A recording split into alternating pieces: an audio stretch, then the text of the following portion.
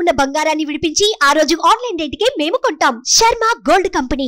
నమస్కారం, welcome to Suman TV. నేను గీతాంజలి. ప్రస్తుతం మనతో పాటు ప్రముఖ ఆధ్యాత్మికవేత్త, జ్యోతిష్య వాస్తు పండితులు గుండెపూడి శివ సుధీర్ శర్మ గురువు గారు ఉన్నారు. వారితో మాట్లాడదాం. గురుగారు నమస్కారం అండి. శ్రీమాత్రే నమః, శ్రీ గురుభ్యో నమః.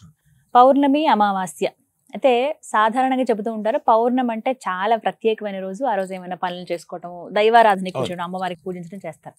అమావాస్య అనగానే చాలా భయపడతారు. ఏ పనులు చేయకపోవటము, అసలు ఆ రోజు అంటేనే ఏదో ఒక నలతగా, ఒక భయంగా అనిపిస్తుంది కొంతమందికి. ఏమైనా ఏదన్నా కనీసం ఎప్పుడు చేసే పని అయినా చేద్దామన్నా కూడా ఇవాళ అమావాస్య కదా, వద్దులే రేపటి నుంచి చూద్దామని ఇలా చెప్తూ ఉంటారు. నిజంగా అమావాస్యకి అంత భయపడాలా అండి? అసలు ఆ రోజు ఏమైనా విశిష్టత ఉందా అమావాస్యానికి? నిజంగా ఒక మాట చెప్పాలంటేనమ్మా, మనకుండేటువంటి 16 తిథులు, పౌర్ణమితో సహా అమావాస్య కూడా కలుపుకుంటే 16 తిథులు. అవును. ఏ తిథికి ఏ రకమైనటువంటి భయంకరమైనటువంటి స్థితులు లేవు. ముఖ్యంగా చెప్పాలి అంటే కొన్ని నక్షత్రాల కలయిక, వారాల కలయికతో వచ్చేటువంటి తిథులకు మాత్రం ప్రత్యేకమైనటువంటి ఒక వాతావరణం ఉంటుంది తప్ప. అలాగే మనం అమావాస్య అంటే మనం భయపడుతున్నాం, కానీ ఉత్తరాది దేశాలలో అమావాస్యను పండుగగా చేసుకుంటారు. అసలు అదే కదండి, ఎంత చక్కగా. తమిళనాడులో కూడా చాలా బాగా చేస్తారు. దీపావళి మనం అసలు మామూలుగా మనకి లక్ష్మీ పూజ అంతమంది విధానం లేదు. మన నార్త్ ఇండియన్స్ దగ్గర నుంచి మనం అందిపుచ్చుకున్నటువంటి ఒక పద్ధతి అనే చెప్తాం తప్పనిసరిగా. ఇక్కడ ముఖ్యంగా ఏంటంటే వాళ్ళది సౌరమానం, మంది చంద్రమానం. స్వస్తిశ్రీ చంద్రమానేనా అని రాస్తాం, వాళ్ళు స్వస్తిశ్రీ సౌరమానేనా అని రాస్తారు. సౌర సిద్ధాంతం వాళ్ళది, చంద్ర సిద్ధాంతం మనది. అలాగే మనకి అమావాస్య నుంచి అమావాస్య ఒక నెల మనం తీసుకుంటాం, పాడ్యం నుంచి అమావాస్య వరకు ఒక నెల తీసుకుంటాం. వాళ్ళకి ఏంటంటే పౌర్ణమి నుంచి పౌర్ణమి ఒక నెల. మనకి పాడ్యమి నుంచి అమావాస్య మధ్యలో వచ్చేటువంటిది పౌర్ణమి కాబట్టి మనం పౌర్ణమి పండగ చేస్తున్నాం. వాళ్ళకి పౌర్ణమి నుంచి పౌర్ణమి మధ్యలో వచ్చేటువంటిది అమావాస్య కాబట్టి వాళ్ళు అమావాస్య పండగ చేసుకుంటారు. సూర్యుడు ప్రధానం అమావాస్యకి, చంద్రుడు ప్రధానం పౌర్ణమికి. కాబట్టి ఇక్కడ అంటే సంప్రదాయాలు వేరైనా తిథులకు ఉండేటువంటి ఆ లక్షణం అయితే ఒకటే ఉంటుంది కదా. ముఖ్యంగా ఏంటి, అమావాస్య అంటే క్షీణ చంద్రుడు. చంద్రుడు సంపూర్ణంగా ఎక్కడ కనపడ్డు, మనకు చంద్రోదయం అనేది అసలు ఉండదు.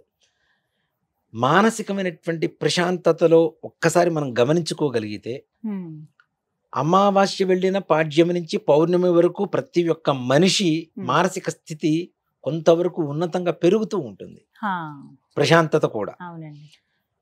పౌర్ణమి నుంచి అమావాస్య వరకు చూస్తూ ఉంటే ఆ చంద్రబలం తగ్గడం వల్ల మానసిక ప్రశాంతత కూడా తగ్గుతూ ఉంటుంది కొంతవరకు.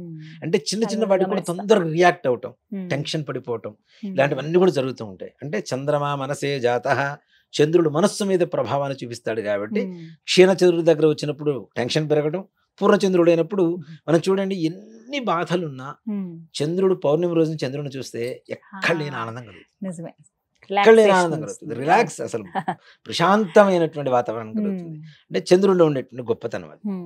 అలాగే ఈ అమావాస్య రోజున ఎప్పుడైతే చీకటి అంటున్నామో, చీకటి అంటేనమ్మా దీంట్లో 2-3 రకాలు ఉంటాయి. అసలు మనం చెప్పుకోవాలి అంటే, చీకటి అంటే భయం, ఎవరికైనా భయం ఒకటి. చీకటి అంటే నలుపు, అంటే చెడుకి అర్థం, చూస్తాం. అవును, చెడుకు అర్థం కదా. ఎవరన్నా ఇంట్లో కూడా ఎవరన్నా చనిపోతే బ్లాక్ రిబ్బన్ పెట్టుకుని తిరుగుతుంటారు, అంటే దానికి చెడు అని.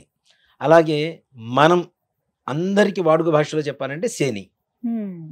శని అంటే నలుపు. నలుపు చూడగానే ఏంటో శని రంగు వేసుకొని వచ్చామని మాట్లాడుతుంటారు. వీటితో పాటుగా ముఖ్యంగా ఏదైతే చీకటి ఉంటుందో అక్కడ భూత ప్రేత పిశాచ బాధలు ఎక్కువగా కలుగుతాయి అనేది ముఖ్యంగా.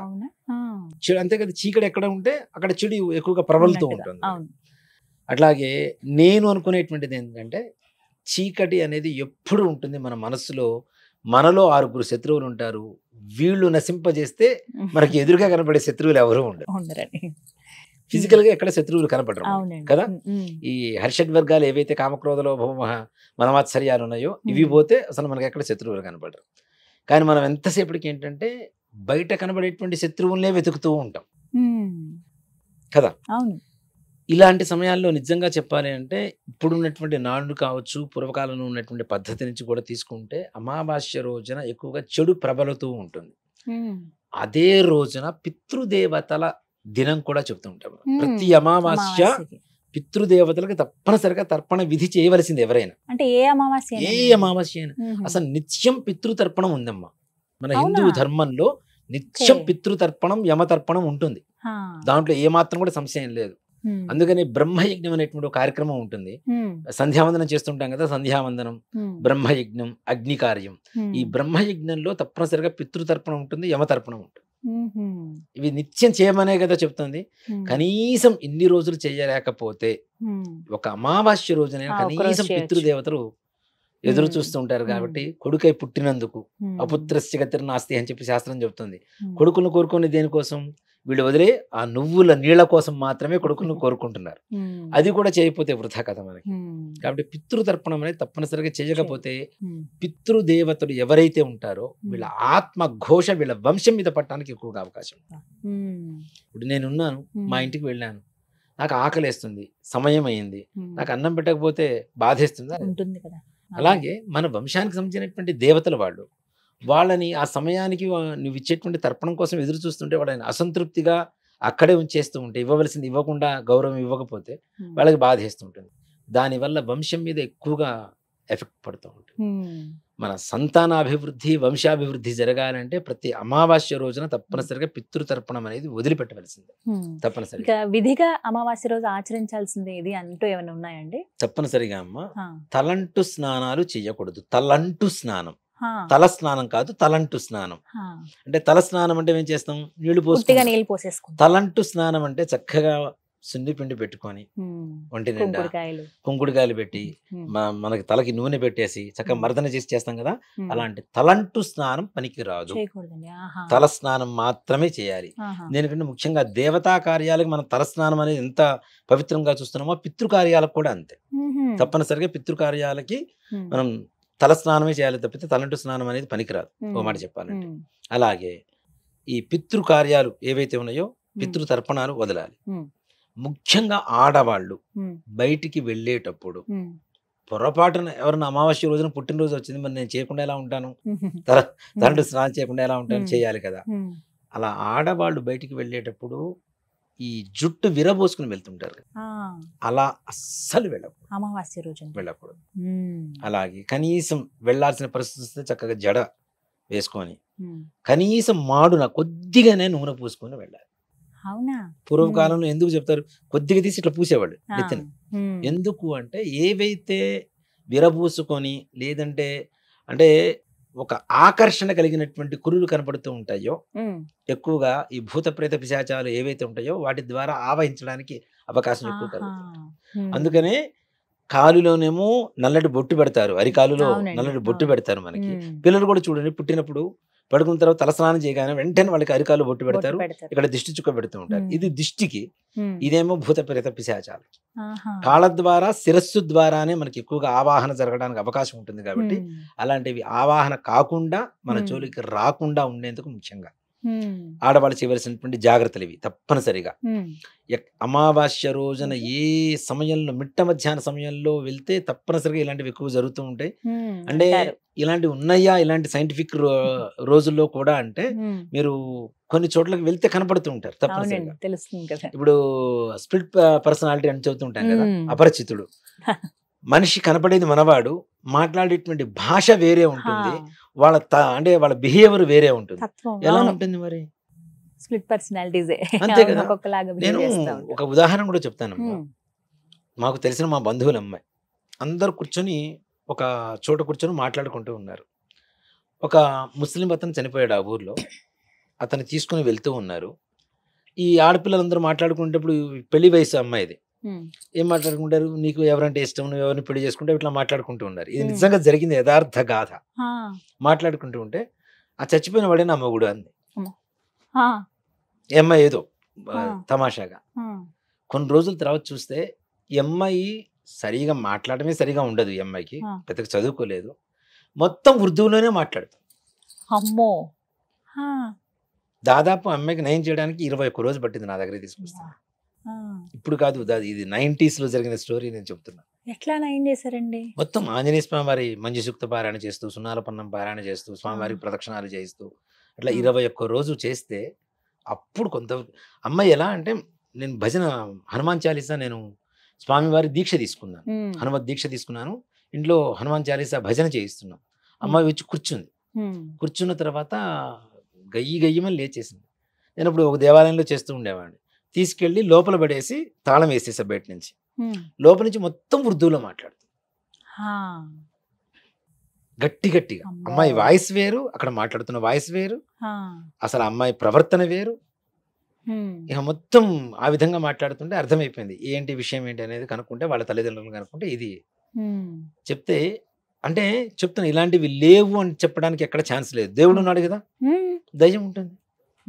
చీకటి ఉంటే వెలుతురు ఉంటుంది, వెలుతురు ఉంటే చీకటి ఉంటుంది. మరి చెడు మంచి ఉండి, ఇప్పుడు ఒక మంచి గురించి మనకి ఎక్కువగా తెలియాలంటే చెడు కూడా ఉంటుంది తప్పనిసరిగా. వీడు మంచివాడు, వీడు చెడ్డవాడు. అంటే వీడు మంచివాడు కావాలంటే పక్కవాడు చెడ్డవాడు అయితేనే కదా వీడు మంచివాడు అయ్యేది. సో కాబట్టి వాటిల్ని సంహరించేటువంటి శక్తి ఒకటి ఉంది. అదే భగవంతుడు అని చెప్పుకోవడానికైనా తప్పనిసరిగా చెడు ఉన్నది అని మనం నమ్మక తప్పదు. ఇలాంటివి ఎక్కువగా జరుగుతుంటాయి. కాబట్టి ఆడపిల్లలు సస్యేమిరా బయటికి వెళ్ళేటప్పుడు అమావాస్య రోజున తలంటు స్నానం చేస్తే తప్పనిసరిగా మాడిన నూనె పెట్టుకోవడం, అరికాలలో చక్కగా కాటుకు పెట్టుకొని బయటికి వెళ్ళడం అనేది జరగాలి. అలాగే అమావాస్య రోజున ఏదైతే గ్రామ దేవతల ఆలయాలు ఉంటాయో అక్కడ ఏదైనా సమర్పిస్తే, విడి రోజుల్లో మనం 1,00,000 కుంకుమార్చన చేస్తే ఎంత పుణ్యం వస్తుందో, గ్రామ దేవతకి అమావాస్య రోజున ఏదైనా చిన్న నివేదన సమర్పించినా ఆ గ్రామంలో ఉండేటువంటి అంటు రోగాలు ఏమున్నా సరే ఈ ఇంటి దాకా అయితే మాత్రం రావు. ఈ మా పూర్వకాలంలో మసూచి ఇట్లాంటివి ఎక్కువగా ఉండేవి. ఈ ఇంటి దాకైతే రావు. ముఖ్యంగా అంటే గ్రామ దేవతల శక్తి కూడా ఎక్కువగా ప్రబలుతూ ఉంటుంది. ఇప్పుడంటే మనకి దేవతలను చూడటం కష్టమైపోయింది, కానీ పూర్వకాలంలో ప్రతి గ్రామ దేవత పొలిమేర దగ్గర కాపలా ఉండేది. ఫిజికల్ గా కనపడుతూనే ఉండేది. గుంటూరులో పాత గుంటూరు అని ఒక ఊరు ఉంటుంది, అంటే ఒక కాలనీ. పురాతన గర్తపురి అంటారు. గర్తము అంటే గుంట, గుంటల ఊరు గుంటల ఊరు అయిపోయింది. అది పాత గుంటూరు అని ఉంటుంది. పాత గుంటూరులో కోట ఉండేది. ఆ కోట మీద అంకమ్మ తల్లి అని చెప్పి మా తాతలు చెప్పినటువంటి మాటలు ఇవి. ఆవిడ అంటే రాత్రిపూట 8:30-9 గంటలు దాటిన తర్వాత పైన కూర్చొని చుట్ట చేత్తో పట్టుకుని కూర్చొని ఎదుట ఎవరైనా చెడు ఉద్దేశంతో లోపలికి అడుగు పెట్టాలంటే భయపడే అక్కడే ఆవిడ ఆపేసేది. వీళ్ళందరూ కూడా ఆవిడని చూసాము అని చెప్పి మా తాతలు చెప్పారు చాలా మంది. దాదాపు ఒక 60 సంవత్సరాల క్రితం వరకు కూడాను అమ్మవారి ఇప్పటికీ దేవాలయం ఉంది, గ్రామ దేవత. నీళ్లు వర్షాకాలంలో మనకి వర్షాలు పడలేదు, అమ్మవారికి నీళ్లు పోసి అంకమ్మ చాలా అంటే విగ్రహం కూడా తల ఊపేది దాదాపు. అంత శక్తివంతంగా ఉండేది. అంటే గ్రామ దేవతలు ఎంత సంరక్షిస్తారు అనేది చెప్పడానికి ఇది ఒక నిదర్శనం. ప్రత్యక్షంగా మనం అనుకుంటాం కట్టమై ఏదో అమ్మవారు అనుకుంటున్నాం, కానీ వాళ్ళు నిజంగా ఒక మాట చెప్పాలి అంటే తప్పనిసరిగా మనకి ఫిజికల్ గా ఇప్పుడు కనపడరు.